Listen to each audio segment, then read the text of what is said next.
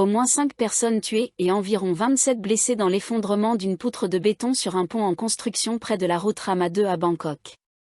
Au moins 5 personnes ont été tuées et environ 27 autres blessées lorsqu'une poutre en béton d'un pont d'autoroute en construction près de la route Rama 2, dans le district de Chom Thong à Bangkok, s'est effondrée tôt samedi matin. La police de Bang Mode a été alertée de l'incident près de Rama 2 soit 25, à proximité de l'autoroute Rama 3 d'Ao Canon, vers 1h48 du matin.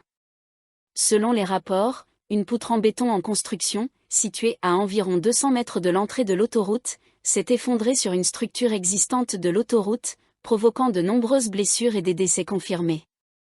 Plus de 20 ouvriers se trouvaient sur le site au moment de l'effondrement. Les équipes de secours et les agents du département de prévention et de lutte contre les catastrophes de Bangkok se sont précipités sur les lieux pour localiser et aider les survivants sous les décombres, utilisant des chiens renifleurs et du matériel spécialisé. À 7 heures du matin, 5 ouvriers avaient été confirmés morts et au moins 27 autres blessés. Les opérations de secours se poursuivaient alors que 4 victimes avaient été extraites des débris, tandis qu'un autre corps restait introuvable. Les 5 décès incluent 3 citoyens thaïlandais, un ingénieur et 2 ouvriers étrangers. Les blessés ont été transportés vers des hôpitaux à proximité. Un ouvrier présent sur les lieux a déclaré avoir entendu de forts bruits provenant de la structure avant qu'elle ne cède, alors que du béton était en train d'être coulé pour relier les colonnes. La route voisine de Chom Thong a été fermée dans toutes les directions en raison des opérations de secours en cours. Des ingénieurs et la police enquêtent sur la cause de l'effondrement. La route Rama 2, un axe crucial mais dangereux reliant Bangkok au sud. La route Rama 2 est la principale et la plus directe pour relier Bangkok à la région sud, y compris la ville balnéaire de Hua Hin, dans la province de Prachuap Khiri Khan. Les responsables gouvernementaux reconnaissent que les embouteillages sur Rama 2 nuisent au tourisme, car les touristes locaux et étrangers choisissent souvent d'autres destinations pour éviter les bouchons. La construction d'une autoroute au-dessus de la route, reliant Bangkok à Samut Sakhon, vise à réduire le temps de trajet. Cependant, les retards dans les travaux ainsi que les fréquents accidents et fermetures de routes ont entraîné une congestion encore plus importante, en particulier les week-ends et pendant les longs jours fériés. Des accidents sur les chantiers de la route Rama 2 ont déjà causé des pertes humaines. L'un de ces accidents a eu lieu le 29 novembre de l'année dernière, lorsqu'un câble a cédé, provoquant la mort de 6 personnes et blessant 8 autres. Un autre accident s'est produit le 18 janvier de l'année dernière, lorsqu'un câble a rompu, tuant un ouvrier et faisant tomber le panier de levage d'une grue. En mai 2023, un ouvrier a été tué par une dalle de béton tombée du chantier. Selon le département des autoroutes, entre 2018 et le 15 mars dernier, il y a eu plus de 2500 accidents sur la route Rama 2, entre le kilomètre 0+000 et le kilomètre 84+041, provoquant 143 décès et 1441 blessés. La Thaïlande réagit à la résolution du Parlement européen sur la déportation des Ouïghours et la loi de lèse-majesté. Le ministère des Affaires étrangères a reconnu la résolution du Parlement européen, adoptée jeudi, condamnant la Thaïlande pour la déportation de Ouïghours vers la Chine et les questions liées à la loi de lèse-majesté. Le ministère a affirmé son engagement à maintenir une coopération et un partenariat avec l'Union européenne, UE. Vendredi, le porte-parole Nikorndej Balankura a réitéré la position du ministère, affirmant que Pékin a assuré à la Thaïlande que les 40 Ouïghours récemment rapatriés après avoir passé de nombreuses années en détention en Thaïlande sont en sécurité. Les autorités thaïlandaises devraient leur rendre visite pour s'assurer de leur bien-être. Concernant les 44 anciens députés du parti Move Forward, MFP, désormais dissous, accusés par la Commission nationale anticorruption, NAC, d'avoir enfreint les normes éthiques en soutenant un projet de loi visant à amender l'article 112 du Code pénal, la loi de lèse-majesté, M. Nikorndej a déclaré que le dossier est traité conformément à la législation thaïlandaise. M. Nikorndej a souligné que la Thaïlande et l'UE attachent une grande importance à leur partenariat et au dynamisme de leurs relations dans le cadre de l'accord de partenariat et de coopération globale UE-Thaïlande. Les critiques du Parlement européen. Le Parlement européen a accusé les autorités thaïlandaises d'avoir violé le droit international en expulsant les réfugiés ouïghours, qui risquent la détention arbitraire, la torture et de graves violations des droits de l'homme, malgré des offres de réinstallation dans d'autres pays sûrs. Pendant leur détention dans des centres d'immigration thaïlandais pendant plus de 10 ans, au moins 5 Ouïghours, dont des mineurs, seraient morts dans des conditions inhumaines. Le Parlement européen a également critiqué les dispositions de lèse-majesté en Thaïlande, affirmant qu'elles ne sont pas conformes aux engagements du Royaume en vertu du Pacte international relatif aux droits civils et politiques, PIDCP. Il a appelé les autorités thaïlandaises à cesser les expulsions forcées de réfugiés, demandeurs d'asile et dissidents politiques vers des pays où leur vie est en danger. Il a également demandé au gouvernement thaïlandais d'accorder un accès sans restriction au Haut-Commissariat des Nations Unies pour les réfugiés, HCR, à tous les demandeurs d'asile ouïghours détenus et de fournir des informations transparentes sur leur statut. Appel à réformer la loi de lèse-majesté. Le Parlement européen a souligné que la Thaïlande est un partenaire clé de l'UE et l'a encouragé à renforcer ses institutions conformément aux principes démocratiques. Il a demandé au gouvernement thaïlandais de modifier ou d'abroger l'article 112 et d'autres lois répressives afin de garantir le droit à la liberté d'expression, de réunion pacifique et de participation politique. Il a également réclamé une amnistie pour tous les députés et militants poursuivis ou emprisonnés en vertu de la loi de lèse-majesté et d'autres lois similaires. Pression sur les négociations commerciales. Le Parlement européen a demandé à la Commission européenne, CE, de faire pression sur le gouvernement thaïlandais en utilisant les négociations sur la zone de libre-échange, FTA, pour obtenir des réformes législatives, la libération des prisonniers politiques, l'arrêt des expulsions de réfugiés ouïghours et la ratification de toutes les conventions fondamentales de l'Organisation internationale du travail, OIT. Le président de la CE a également été chargé de transmettre cette résolution au Conseil européen, à la Commission européenne et aux autorités thaïlandaises et chinoises. Aucune conséquence sur les négociations FTA. Le ministre du Commerce, Pichai Nariptaphan, a tenté hier de calmer les inquiétudes concernant un éventuel impact sur les négociations FTA en cours avec l'UE. J'ai informé l'UE que le Premier ministre souhaite que l'accord FTA soit finalisé d'ici la fin de l'année, a-t-il déclaré. Chotimayem Sawasdikul, directrice générale du département des négociations commerciales, a confirmé que les discussions sur la FTA avec l'UE sont en cours, avec le prochain cycle de négociations prévu entre le 31 mars et le 4 avril. Elle a ajouté qu'il n'y a aucun signe de retard. Le Parti du peuple se prépare à un duel électoral difficile pour la mairie de Bangkok. Bangkok a toujours été un défi pour tout candidat aspirant au poste de gouverneur, mais le Parti du peuple, PP, reste confiant face à la perspective d'une course électorale difficile prévue l'année prochaine. Après avoir annoncé le 25 février son intention de briguer le poste de gouverneur le plus convoité du pays, le parti estime qu'il bénéficie d'un avantage sur son propre terrain. Le PP a remporté 32 des 33 sièges en jeu dans la capitale lors des élections générales de 2023, échouant de peu à réaliser un sans faute, ce qui a laissé même ses critiques les plus virulents stupéfaits.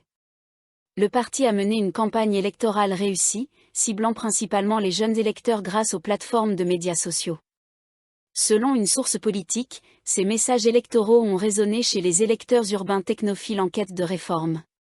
Cependant, la série de défaites du PP, et de son prédécesseur, le Move Forward Party, MFP, lors des élections provinciales, à l'exception de l'Enfin, a découragé certains partisans du parti, qui doutent désormais de ses chances lors des prochaines élections générales de 2027. Le parti ressent donc le besoin d'une revanche pour tester sa pertinence avant l'échéance électorale nationale.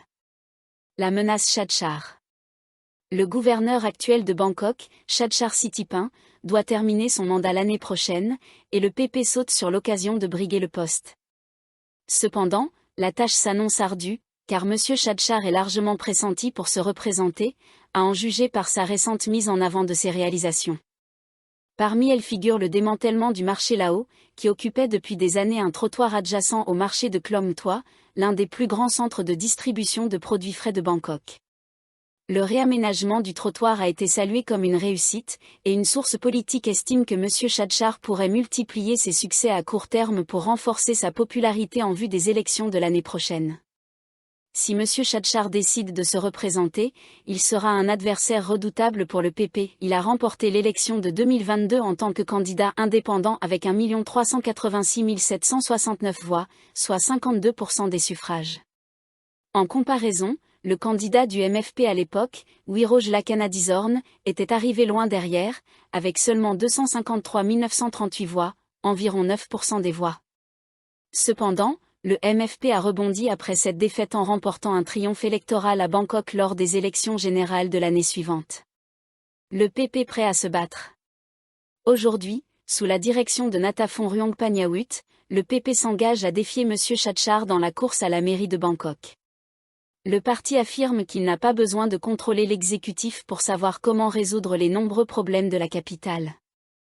M. Natapon a souligné que le gouvernement actuel, dirigé par Paetongtarn Shinawatra, est paralysé par des conflits internes au sein de la coalition, ce qui empêche la mise en œuvre de réformes majeures.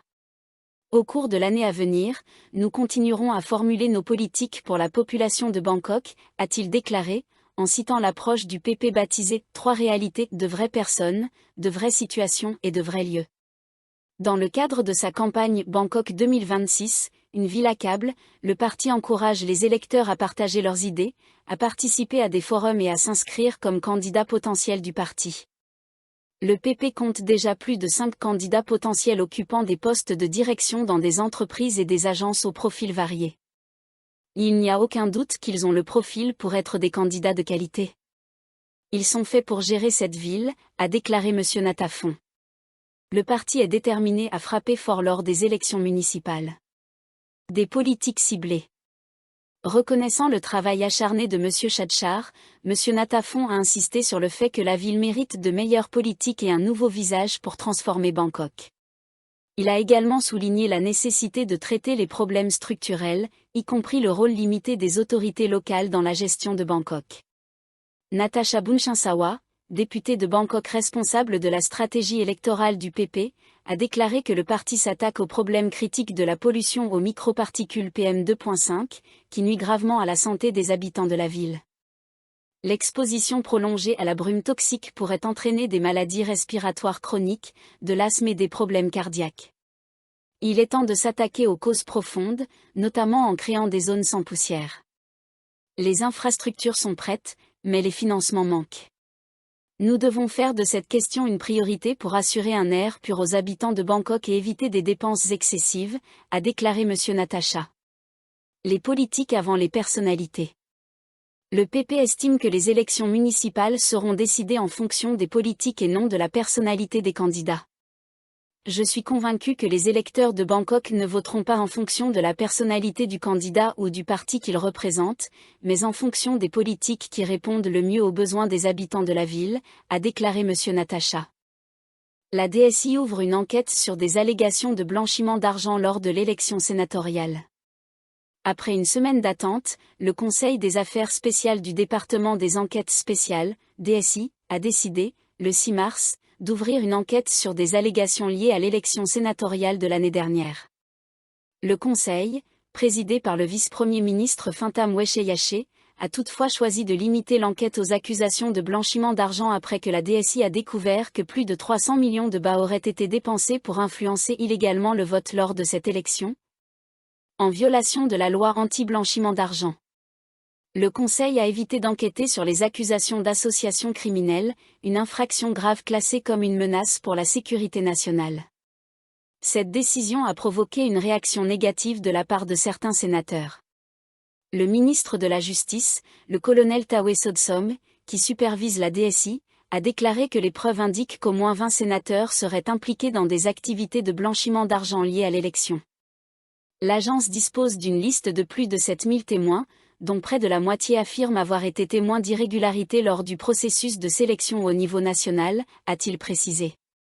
La DSI collabore également avec la Commission électorale, CE, pour demander la destitution des sénateurs impliqués, une procédure qui devrait durer environ 3 mois, car l'agence collecte des preuves depuis un certain temps. Nous ne remettons pas en cause l'autorité de la Commission électorale. Notre rôle est de rassembler des preuves, tandis que la CE est responsable de demander la destitution des élus ayant bénéficié de conditions illégales, a déclaré le ministre de la Justice. Un compromis politique ? Selon des observateurs, la décision du Conseil permet d'éviter un conflit d'autorité potentiel entre les agences, après que des questions ont été soulevées concernant la compétence pour mener l'enquête. Cependant, Cette décision suggère également un compromis politique soigneusement négocié entre le parti Feutaï, au pouvoir, et son partenaire de coalition, le parti Boum-Jété. L'enquête de la DSI est largement perçue comme visant la soi-disant « faction bleue », un groupe de sénateurs liés au Boum-Jété. En limitant l'enquête au blanchiment d'argent, la DSI montre qu'une action est menée tout en évitant une fracture politique plus profonde. Une enquête pour blanchiment d'argent prendra au moins 1 an, et la DSI prévoit d'interroger environ 3000 témoins. Rencontre stratégique entre Feutaï et Boum-Jété. Fait notable, avant la décision du Conseil, le dirigeant du Boum-Jété, Anutin Charnvirakul, et le patriarche du parti, Neouin Chichob, ont rencontré l'ancien Premier ministre Thaksin Shinawatra, considéré comme le chef de facto du Feutaï, à son domicile. Selon les spéculations, ils auraient discuté d'un large éventail de questions, y compris l'enquête en cours de la DSI. Stitorn Tananitisho, directeur du Bureau de l'innovation pour la démocratie de l'Institut du roi Prajadipok, a déclaré au Bangkok Post qu'il s'attend à ce qu'environ 20 sénateurs soient destitués.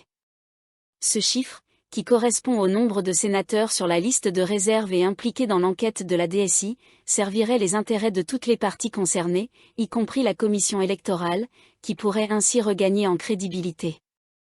Cependant, la majorité des sénateurs sur la liste de réserve sont soupçonnés d'être liés au capitaine Tamana Prompo, conseiller en chef du parti Kladharma et du Parti des Nations Unies. Seuls quelques-uns sont proches du Feutaï. L'avenir des négociations.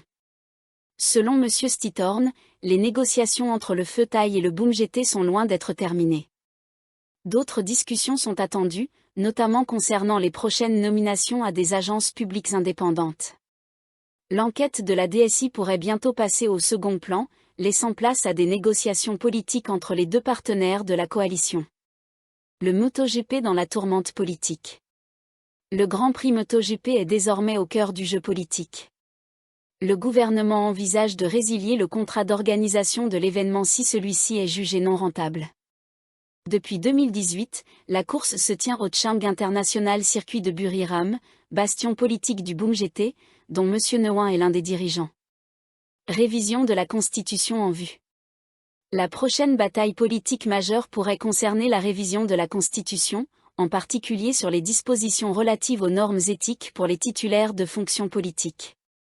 Le Feutaï souhaite notamment amender l'article 160, qui fixe les conditions pour devenir ministre. Cet article exige des candidats une probité évidente et l'absence de condamnation criminelle. La tentative de modification de cette disposition est perçue comme une tentative d'assouplir les règles, notamment après la destitution de Srettha Thavisin de son poste de Premier ministre suite à la nomination de Pichi Chuamban, ancien condamné, au poste de ministre. La chef du Feutaï et actuelle première ministre, Paetongtarn Shinawatra, fait elle-même l'objet de plusieurs plaintes liées à des questions éthiques, notamment concernant sa participation dans le controversé Alpine Golf Club, construit sur un terrain monastique. Sans le soutien de sénateurs favorables au Feutaï, certains cadres du parti, y compris Madame Paetongtarn, pourraient voir leur avenir politique compromis.